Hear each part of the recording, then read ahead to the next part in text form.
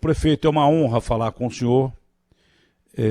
Se o seu pai tivesse sido eleito presidente da República Federativa do Brasil e não tivesse desaparecido naquele trágico acidente aqui em Santos, o Brasil talvez hoje já estivesse caminhando para o ponto que ele merecia estar caminhando, que é de fato ser uma das maiores nações do mundo. A gente não tem condição de, tendo as riquezas que a gente tem uma energia hidroelétrica que é a mais barata do mundo, que chega ao consumidor mais cara.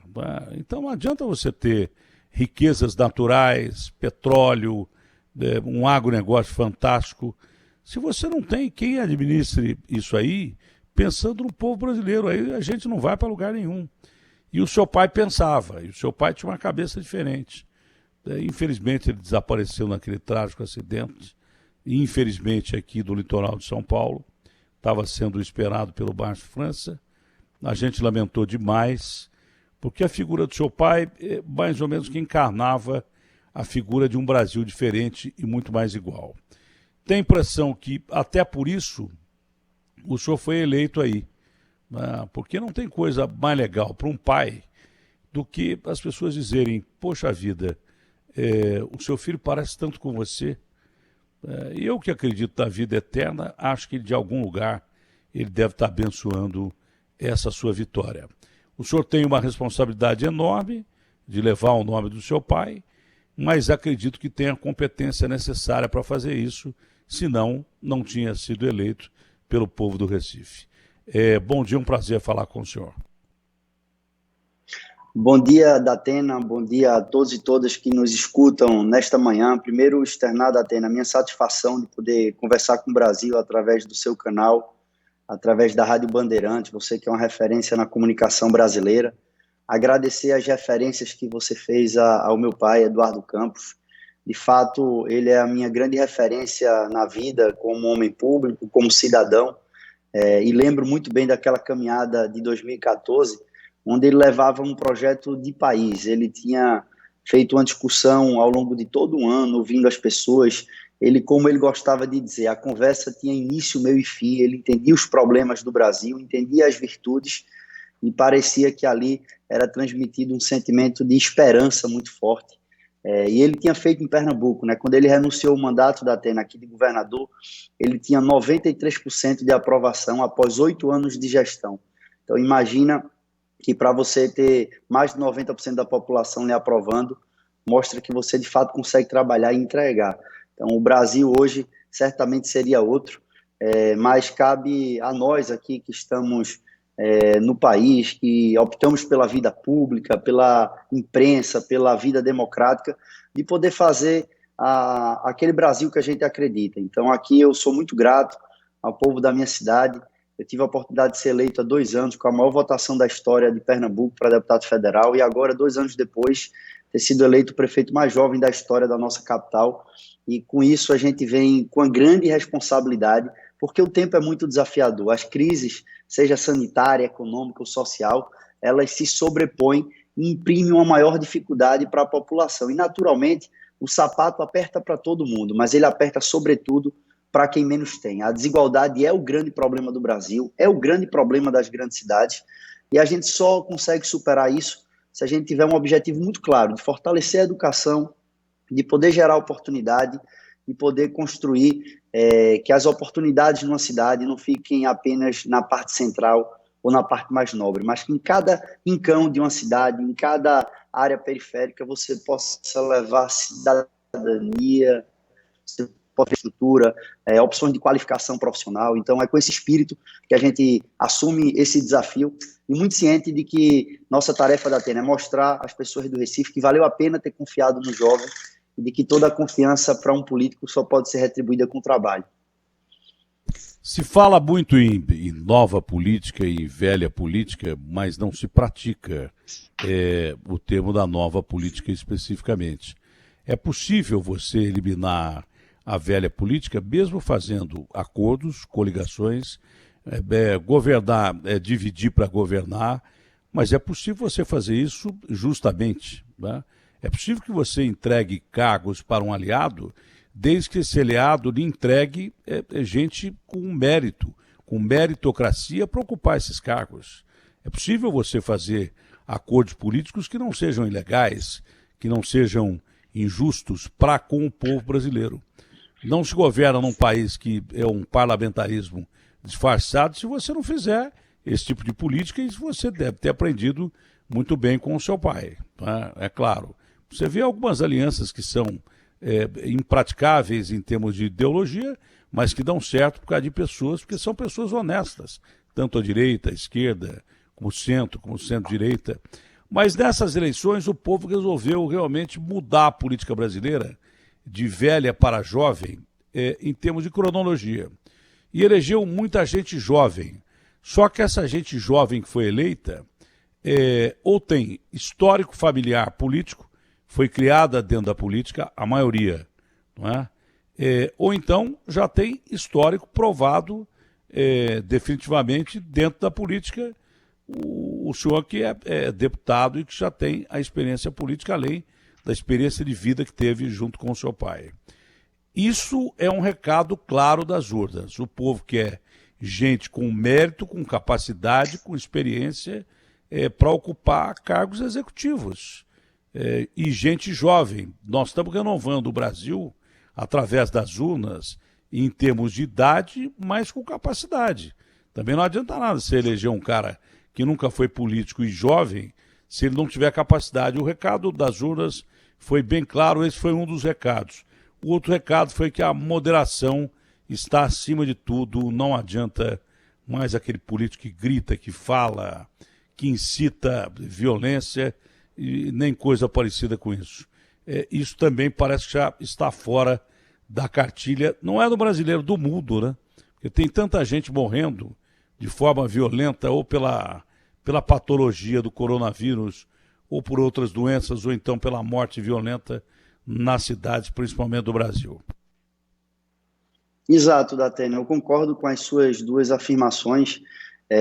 Eu costumo separar não como velha e nova política, mas eu acho que é a boa política, porque embora a cronologia até me favoreça nesse termo, né, porque eu sou jovem, mas tem muita gente também que tem uma longa estrada na política e faz a política da forma correta, da forma decente, e a gente não pode simplesmente excluir as pessoas por elas serem mais velhas ou qualificá-las por elas serem mais jovens. Eu acho que é a forma de se fazer. A política é uma atividade essencial para qualquer nação. Então, a gente não pode achar que a forma de melhorar a política é acabando a política. Eu acho que o Brasil viveu isso recentemente, quando parecia que a solução era acabar a política, e não. A solução é melhorar a política, a forma de se fazer política. E para entrar nesse segundo conceito, quando a gente fala da polarização excessiva, a gente viu um Brasil que, num tempo recente, mais valia a estridência da fala, né, quão alta é essa fala, do que a densidade do conteúdo que ela carrega. E que bom que o Brasil pôde dar um recado nas urnas de que essa estridência não leva nada a canto nenhum. A gente precisa debater os problemas do Brasil, a gente precisa debater os caminhos para o Brasil, e naturalmente a gente só faz isso se a gente souber ouvir quem pensa diferente da gente.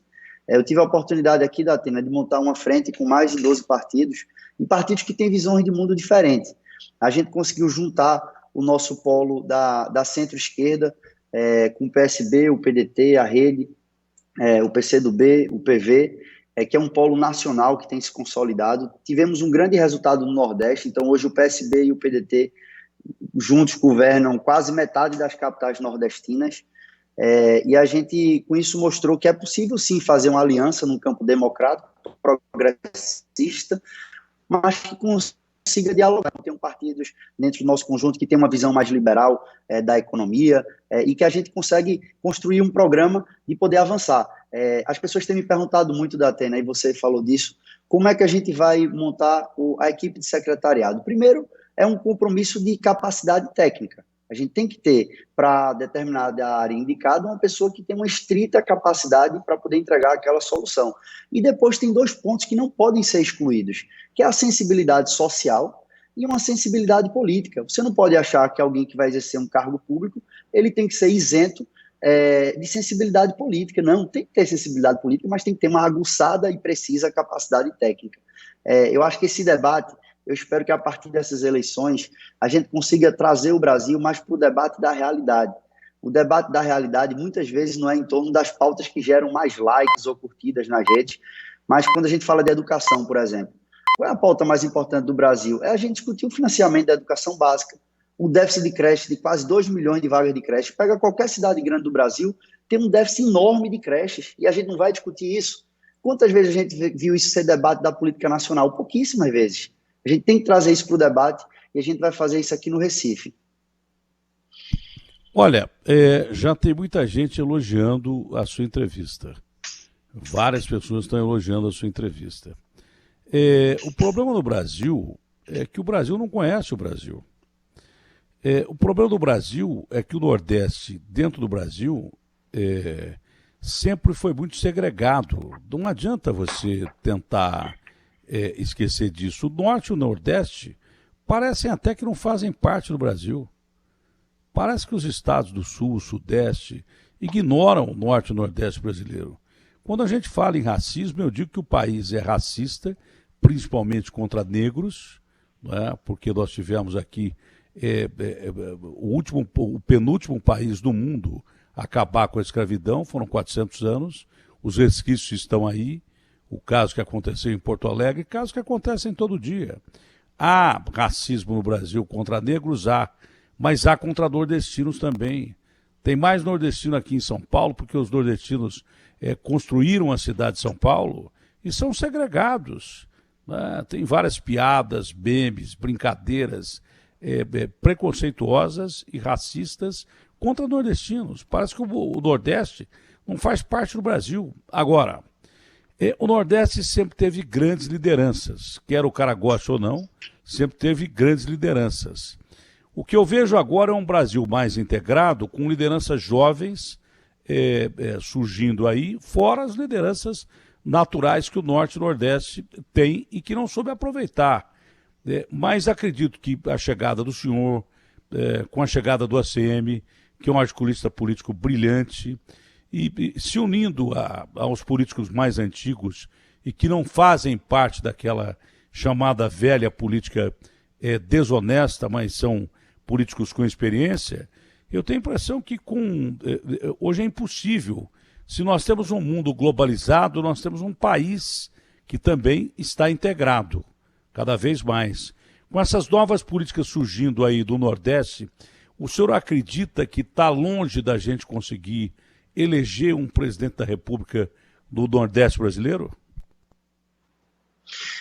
Datena, você foi um ponto muito preciso. O Brasil, infelizmente, ele tem um comportamento de muito preconceito e exclusão ao longo da sua história, né? Você pega os 500 anos de formação do Brasil, pós-colonização, o Nordeste foi excluído, a população negra, as mulheres, os próprios índios. Então, quando a gente olha para o Nordeste, são mais de 50 milhões de habitantes, mais de 1 trilhão o PIB da nossa região.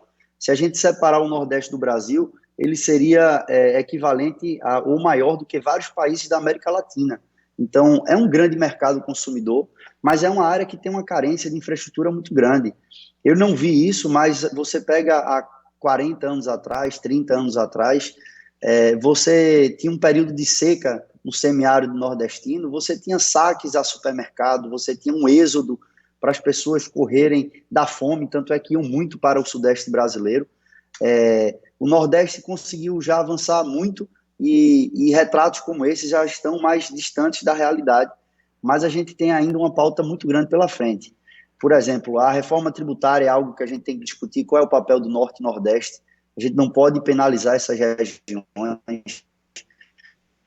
A gente tem um desafio de infraestrutura na região que é muito grande, mas ao mesmo tempo a gente tem muita potencialidade. Você vê a parte da energia solar. Se você pegar só a capacidade de geração de energia solar do Nordeste, é equivalente a toda a energia que é utilizada hoje no Brasil de todas as fontes. Então nós temos muitos atrativos.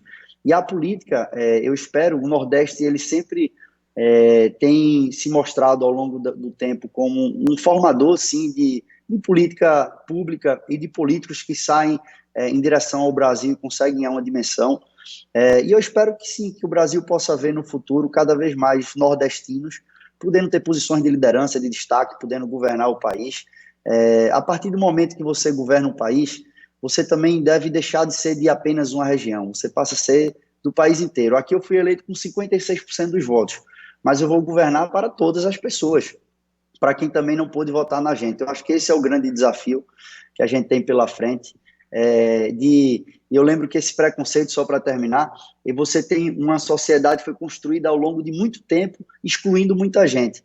Por isso que a intensidade de correção disso tem que ser mais curta. Imagine num mandato de 4 anos, você ter que trabalhar para reduzir uma desigualdade de 500 anos. Por isso que tem que ter intensidade nessas posições afirmativas de distribuição de renda, de enfrentamento às desigualdades, porque você tem um tempo muito curto para tirar um passivo muito grande. Até por isso, o Nordeste brasileiro é a cara da desigualdade do Brasil. Nós temos 40 pessoas que concentram renda como bilionários de um país que tem 210 milhões de habitantes. Nós temos 6 pessoas que concentram maiores fortunas do Brasil num país de 210 milhões de habitantes. E o Nordeste, você não pega por estados, você pega por cidade.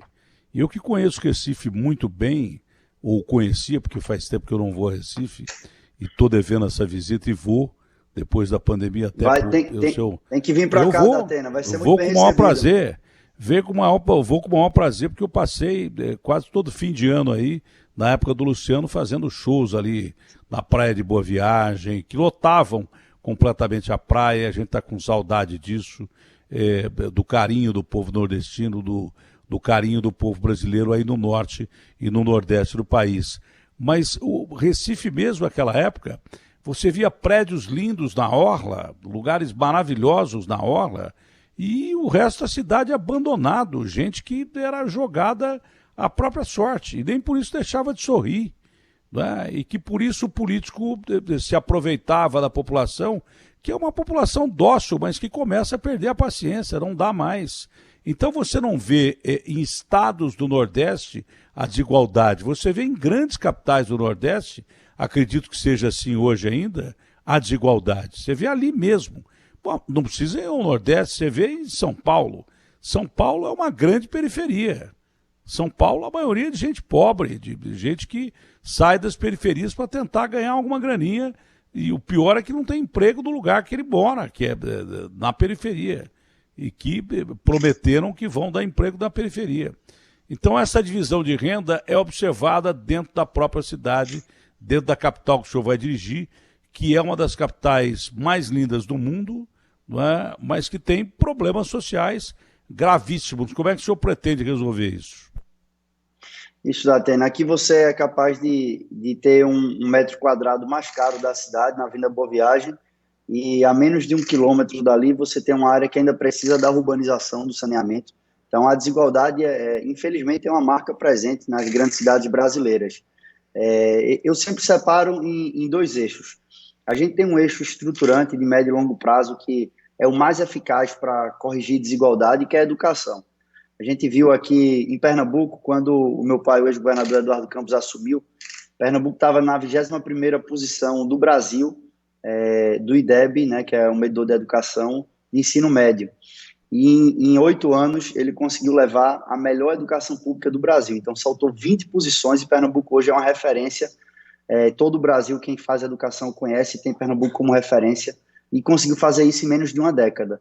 A minha tarefa aqui vai ser fazer com a educação pública do Recife, e eu vou colocar ela no pódio da educação brasileira nesses próximos 4 anos. Isso é um compromisso pessoal que eu tenho e é a ação mais efetiva. O segundo ponto é a gente trabalhar o emprego e renda no curtíssimo prazo, porque nas grandes cidades brasileiras, emprego e renda é o grande gargalo, e a gente vai trabalhar para fortalecer isso com um programa de crédito popular que a gente vai estar lançando, de qualificação profissional, uma agência de fomento para atrair grandes empresas. Nós vamos fazer também um processo de transformação digital. Nossa meta é Recife ser a capital da desburocratização no Brasil. A gente tem aqui o Porto Digital, que é uma referência, um ecossistema de empresas digitais, que é um dos maiores do Brasil. e a gente vai fazer uma parceria para digitalizar os serviços públicos da cidade com uma velocidade muito grande, e a gente aposta muito nessa desburocratização para fazer o Recife crescer na frente do Nordeste. Prefeito, como é que está a pandemia no Nordeste brasileiro, no Recife especificamente? Como é que o senhor vai lidar com isso? Porque, além da crise patológica da doença, alguns estados estão progredindo em termos de contaminação. É provável que a gente enfrente, se não vier a vacina logo, uma segunda onda, como os americanos estão enfrentando e como os europeus estão enfrentando. Como é que o senhor está lidando com isso na parte da patologia, da doença e na parte da economia? Porque, é claro, a economia é afetada diretamente pelo vírus. Isso. Primeiro, andar em paralelo, né? É importante sempre, a primeira decisão é focada na saúde, mas imediatamente, ou de maneira simultânea, pensar no arranjo econômico também da nossa cidade, a gente tentar, o quanto puder, salvar a economia, garantir que as atividades funcionam com a segurança necessária, é importante. Veja, Datena, você tocou no ponto central. A solução definitiva para a pandemia, ela só tem dois caminhos. Ou você tem uma vacina, ou você tem um tratamento clínico que tem uma eficácia de 100%. Até lá, a gente vai seguir com um nível de incerteza e de restrições de algumas atividades que, infelizmente, a gente tem que seguir, embora a gente saiba que são decisões duras. Então, o uso da máscara, manter o distanciamento, fazer passo a passo. Pernambuco sempre teve uma transparência muito grande nas medições, então a gente sempre fez um número de teste muito grande, sempre divulgando, não escondendo nenhum dado, para garantir que você tivesse nitidez do que estava acontecendo. Então, o processo de isolamento, de ter as etapas bem definidas, o rigor do cumprimento dessas etapas são importantes, e eu acho que o Brasil deve fazer uma discussão, deve primeiro despolitizar esse tema da pandemia. A gente não pode politizar um tratamento clínico, a gente não pode politizar uma vacina, a gente não pode politizar isso. Vamos deixar para quem entende, para os médicos, para os sanitaristas, e vamos os políticos fazer a nossa parte.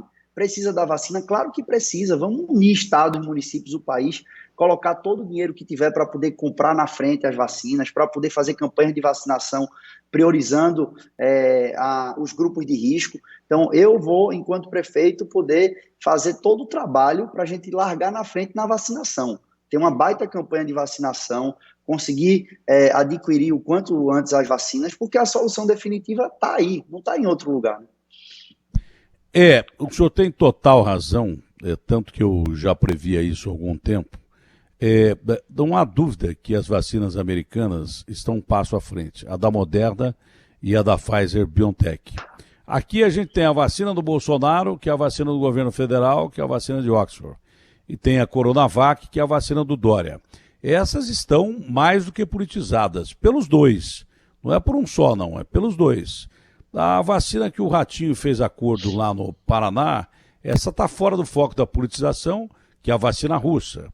Só que, de repente, enquanto se fala da vacina de Oxford, os ingleses vão aplicar já semana que vem, em medida emergencial, a vacina que eles compraram nos Estados Unidos, que é a da Pfizer-BioNTech. Se ela fosse pior que a de Oxford, que é a que a gente tem, inclusive plataforma para fabricação e daí por diante, eles aplicariam a vacina deles, eles vão aplicar a vacina dos americanos, a da Pfizer-BioNTech, que já mais de 30 países adquiriram essa vacina e que parece ser a mais eficiente contra a doença. Então é possível que por essa polarização até agora, a gente não tenha, por enquanto, a maior arma para combater o coronavírus. À primeira vista, eu não sei em que lugar da fila a gente vai ficar. Por isso o senhor tem razão, não dá para politizar essa vacina. O seu estado tem algum acordo com algum laboratório independente do governo central? Não, o estado aqui não tem algum acordo específico. O sócio do Nordeste estava fazendo um diálogo com algum laboratório, não sei a qual passo está, mas nós vamos, enquanto prefeito, a partir do próximo ano, liderar essa discussão para tentar fazer também o quanto antes. Eu lembro, Datena, que na Câmara dos Deputados, a gente aprovou um projeto de lei para simplificar a aprovação de medicamentos ou de materiais relativos a pandemia. Então, o critério era, se alguma agência internacional, se uma ou duas agências internacionais fizeram a certificação de um produto, ele poderia ser automaticamente importado para o Brasil. Então, eu penso que essa é uma solução que deve ser implementada para a vacina também. Nós não podemos correr o risco de politizar nem o debate sobre vacina, nem sobre o debate de volta às aulas, porque se a gente for politizar isso, quem vai sair perdendo são as pessoas. Algum político pode sair ganhando? Pode, mas as pessoas todas vão perder. Então, eu jamais vou admitir essa politização. Então, se a vacina, seja a da China, ou a americana, ou a inglesa, se ela for boa para as pessoas, ela vai ter o meu apoio. E como prefeito, eu vou lutar para tê-la na nossa cidade.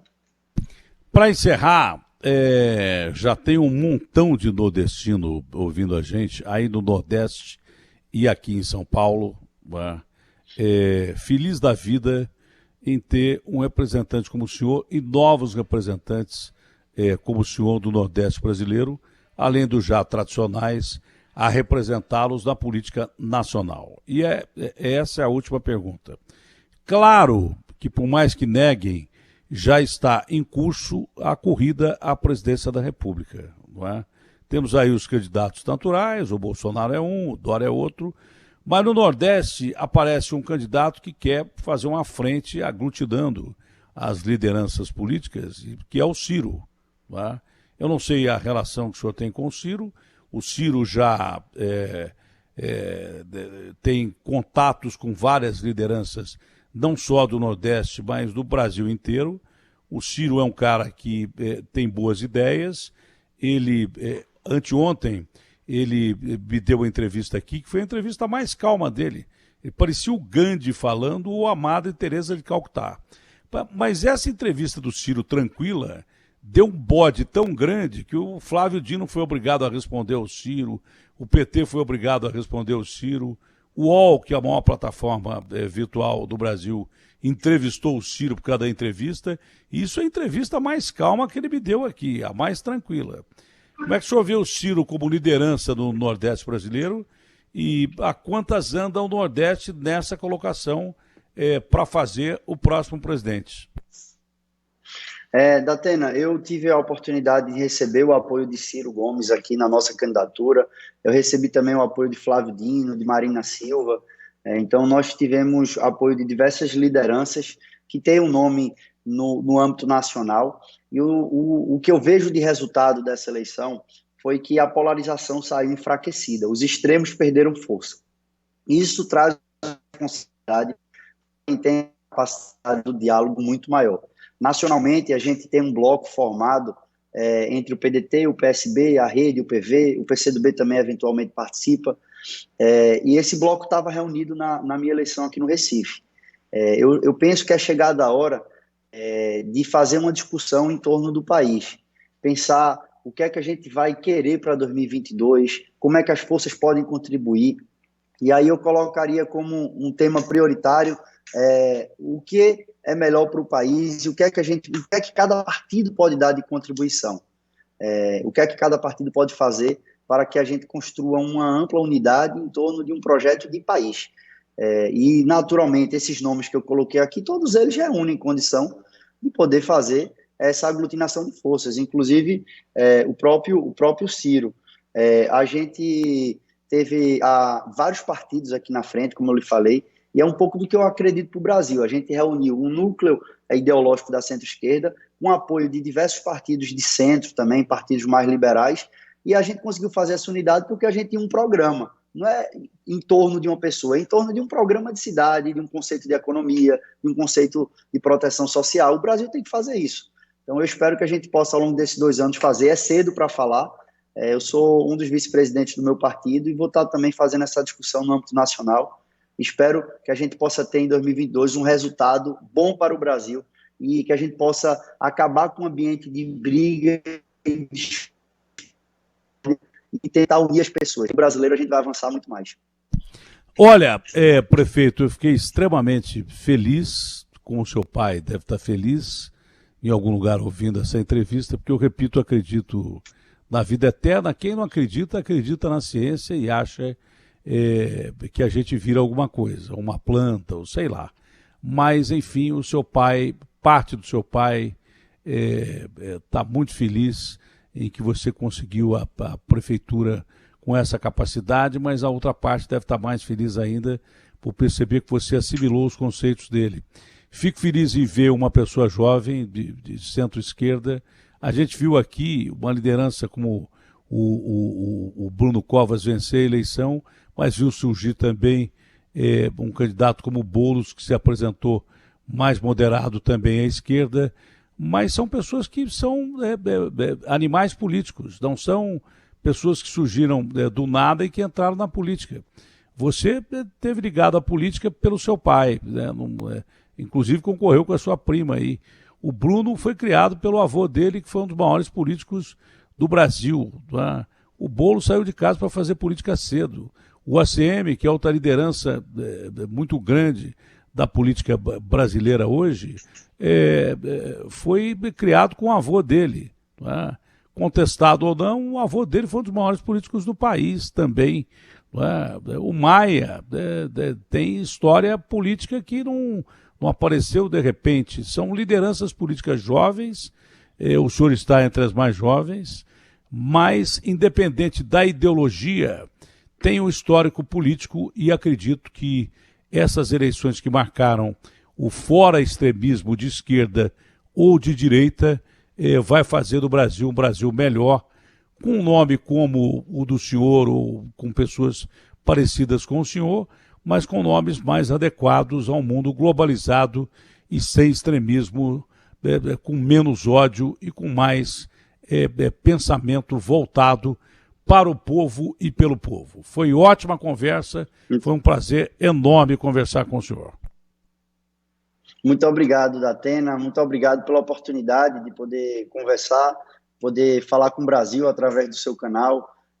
Concordo plenamente que a gente precisa diminuir o volume da estridência e focar naquilo que resolve a vida das pessoas, o que vai gerar um emprego para o jovem, uma qualificação para uma criança, e é assim que a gente vai fazer o Brasil um país muito melhor. Então, estou à disposição, espero quando ir em São Paulo também poder lhe encontrar, sou um admirador do seu trabalho e agradeço pela oportunidade.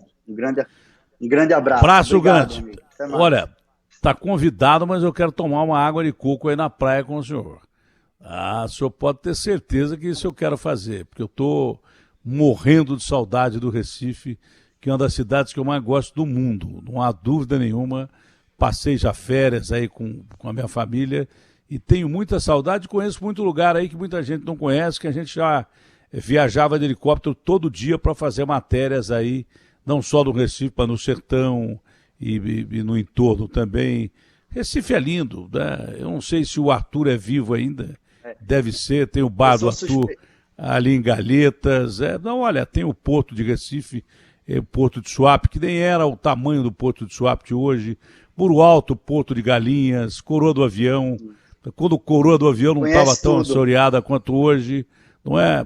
É um lugar dos mais lindos do mundo, Cachoeira do Urubu, que pouca gente conhece, porque fica um pouco mais para dentro, que as pessoas não sabem. Em Primavera, numa cidade do interior.